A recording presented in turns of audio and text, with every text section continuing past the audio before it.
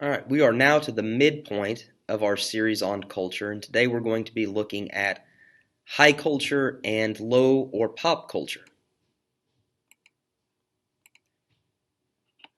Our objectives from this lesson are first, to be able to compare and contrast high culture and pop culture within a society.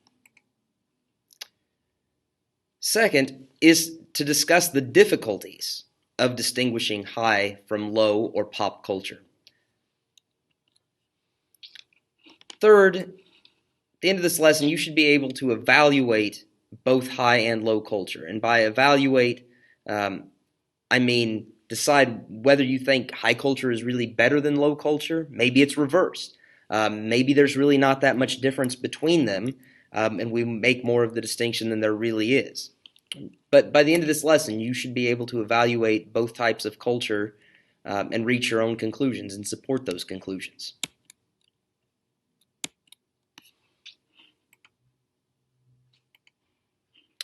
Let's start with high culture.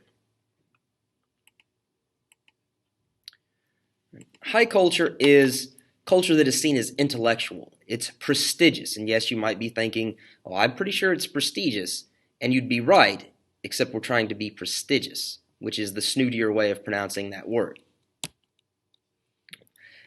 Part of what makes it high culture is not just that it's intellectual or prestigious, but it is linked to wealth and political power.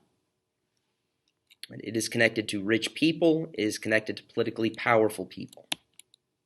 Let's consider some examples to drive that point home if the images up on the screen have not already started to do that for you. All right, opera is an example of high culture. Right? It occurs in beautiful and very opulent settings, such as shown in this image here. Tickets are going to be quite expensive, quite exclusive. Right? You're probably going to have to dress up in pretty also expensive attire in order to be properly dressed for this event. Classical music might also occur in similar surroundings under similar circumstances of expense for participation. Ballet, much the same story. Art museums as well, often found only in the biggest American cities, with museums that are quite proud of their collections and jealously guard their collections and add to them exclusive items whenever possible. We could also include here literature, right, such as Ulysses by James Joyce. Right? Here we're not talking about your paperback novel that you could pick up at a drugstore or big box retailer. On the opposite end of this spectrum, as the argument goes, is low culture.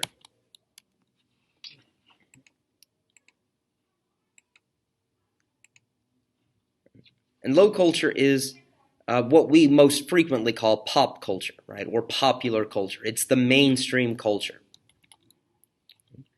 One of the things that makes it mainstream, that makes it something everyone can access, is that low culture is spread commercially. It's spread for money. It's sold. And it's made widely available, like copies of Us Weekly, that if you go to a grocery store, when you go through the checkout line, you can't escape seeing one of these.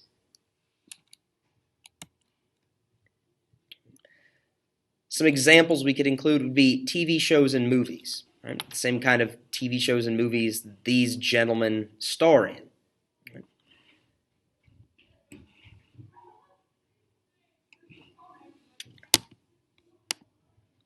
can also see it in mass market print. Not only the Us Weeklies of the world, but also popular audience mass market books like the Twilight series. These are not meant to win literary awards. They're meant to sell copies and make money. So in there, you could add other magazines and novels to that list. Sports are a part of popular culture. They're something everyone can enjoy. You might think, well, but I've tried to buy tickets to a football game or a basketball game or gotten good seats at a Royals game back in 2015, and that was very expensive. Sure, right? You can spend a lot of money to participate in sports, but you can also listen to it on the radio, watch it on broadcast television. It's available, and you can buy merchandise that goes along with it. And chances of you being able to buy opera merchandise or ballet merchandise are pretty slim. And then, of course, there's commercial music, with evidence like the Billboard Hot Country Songs chart or hip-hop in its various forms.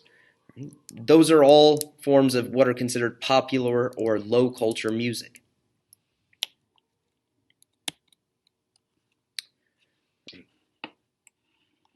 So at this point, you should be very comfortable with objective one being satisfied. But now the question of how do we distinguish the two is what confronts us. And that's a much more difficult question. Like, how do we know if we're looking at low or high culture?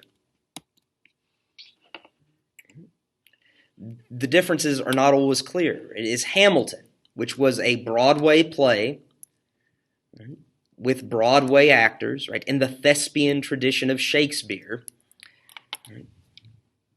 It's performed live in a pretty prestigious setting of Broadway. Does that make it high culture? Well, maybe, but the actors, right, are using styles of dance that we would associate with popular culture. The music, much of it is based on hip-hop and other forms of popular music that are considered part of low culture. So what is it? Right? Is it high culture or is it low culture? Right? The same thing could be said if we look at the Sundance Film Festival. Right? We think of movies as one of those commercially spread forms of low culture. Right? But at the same time, Sundance Film Festival does not show your ordinary blockbuster mass market film. Right? It shows what are considered art films. Right? So is that high culture or low culture?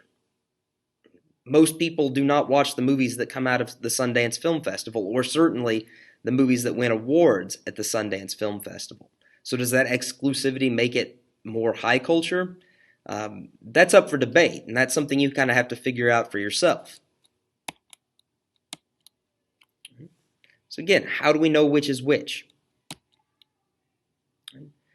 The next question, in terms of thinking about the distinctions between these two, is evaluation. Which is better? And maybe we don't even need to talk about one being better than the other. That's quite possible. But when we think of something as being low or high, there is a judgment built into that. So which is better? Is it Yo-Yo Ma playing the cello, or is it the bass fiddler from Mumford & Sons playing a stringed instrument? The instruments are, of course, not identical, but much the same. And both men are very talented, but the style of music they play and the audience they perform for and the settings in which they perform are all very different. Which is better? I don't know. It's a subjective thing. All right. And, of course, that brings us up to part 4 of culture, and that's our stopping point for today. I hope to see you back for the other 2 installments in our examination of culture. Until then, take care and be safe.